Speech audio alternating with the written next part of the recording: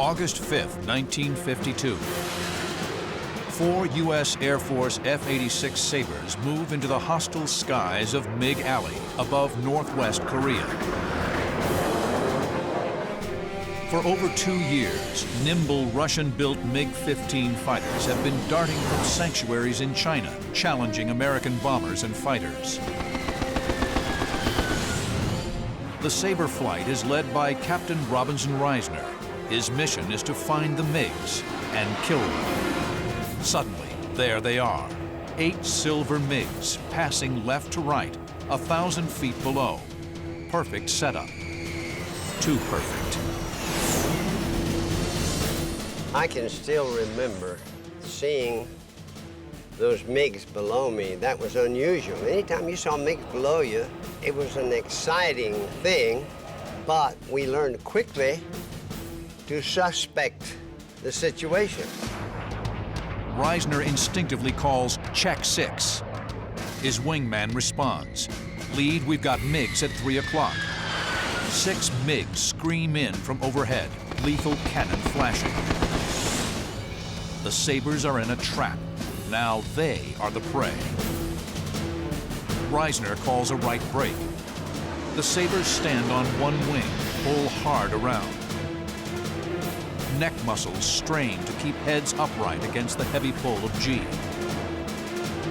The Sabres turn into the face of the enemy. Reisner is screaming headlong into his first life and death encounter in MiG Alley. 2 years earlier, on June 25, 1950, the North Korean People's Army swarmed across the 38th parallel, the dividing line between the Communist North and the Republic of South Korea. U.S. armed forces, under United Nations auspices, are committed to the fight. The North Koreans have the manpower and tanks, but their primitive air force is quickly shot to ribbons. American aircraft are free to roam the skies. Communist troop concentrations and supply lines are relentlessly pounded from the air.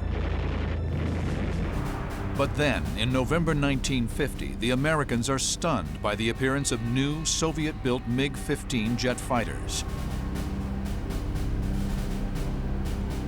With a top speed of 670 miles per hour, the MiG is 100 miles per hour faster than older F-80 and F-84 jets in Korea.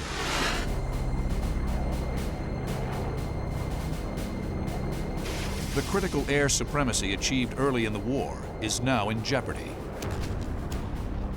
The MiG was built as a point interceptor. It was light. It had a lighter wing loading. It didn't carry as much fuel, which limited the range, but made it very good for climbing purposes and turning purposes. It was optimized to shoot down B-29s. That's why it had the heavy cannon armament that it did, 223 millimeters and a 37 millimeter. The cannon was really a surprising weapon. If the guy was within about 700 or 800 feet behind you and he fired it, you could feel the vibration in your rudder pedals. When that happened to you, you knew you better do something pretty quick, left or right, but don't stay where you are. The MiG-15s dash from bases in China, just across the North Korean border. Any aircraft venturing into a 6,000 square mile slice of airspace above northwest Korea is vulnerable. American airmen call it MiG Alley. It is here that the fiercest air battles of the Korean War will be etched across the cold blue sky.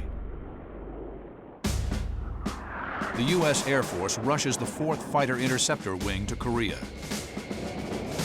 The 4th is equipped with the new F-86A Sabre jet. It is the only airplane in the Western arsenal that approaches the MiG's capabilities. The F-86 was my very favorite plane that I've ever flown, which I used to kiddingly call my little sports car. The F-86 was a pure fighter. It was not intended to intercept or shoot down enemy bombers, but it was meant to take on enemy fighters, destroy them, and achieve air superiority. The Sabre is a strong, maneuverable, and stable gun platform, the very qualities needed in a good fighter aircraft. Although the Sabre is slightly faster in the crucial areas of rate of climb and altitude, the MiG is superior.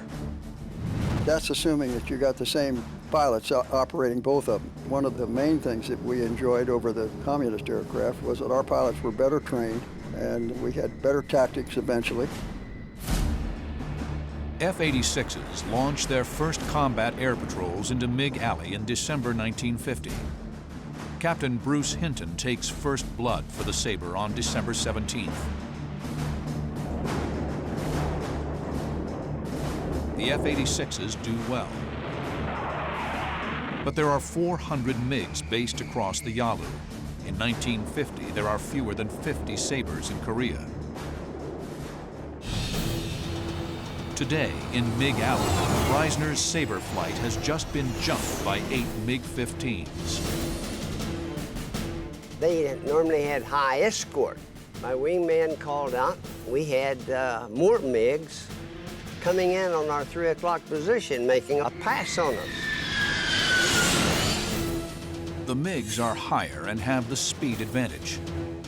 If the Sabres continue straight and level, they present broadside targets to the MiGs.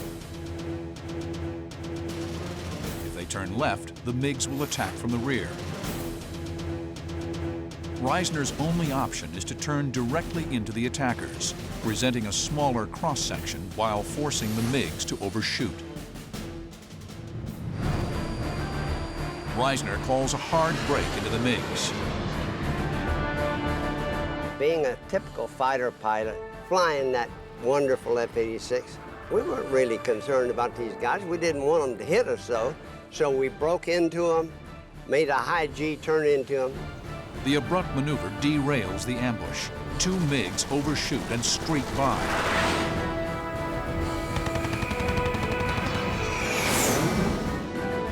The F-86s reverse.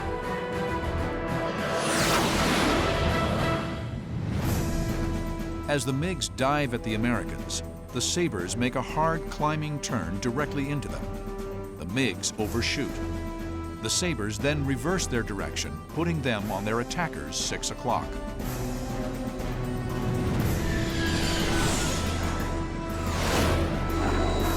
The tables have turned within seconds, the hallmark of jet-age combat in MiG Alley. I took Taylor and Charlie because he's the closest one to me. And I put the pepper on the tailpipe, pulled the triggers. He lit up like a Christmas tree. You see, we had armor-piercing incendiary bullets in those 650 caliber machine guns. The burst riddles the bandit's engine. The MiG pulls into a climbing turn in a desperate attempt to shake his tormentor. Trailing smoke, the MiG claws for altitude. The smoke suddenly stops. His engine quits. The MiG coasts upward, bleeding off airspeed. Reisner's F-86 shudders as he chops power and pops his speed brakes to stay in trail. The MiG hangs suspended, motionless, then drops off into a spin. The F-86 buffets as it too loses energy and enters a stall. Reisner kicks in left rudder, noses over, fires another burst into the spiraling MiG, only 300 feet away. It was a thrill to hear those guns chattering, because something was going to happen up in front, and sure enough it did. 50 caliber armor-piercing incendiary rounds slam into the MiG's aft fuselage. The vertical stabilizer is blown clear away.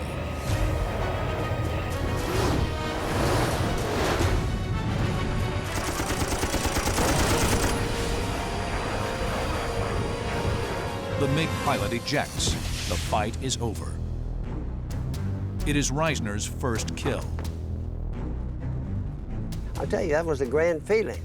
We were doing what we were assigned to do, and that was to knock every MiG down we could.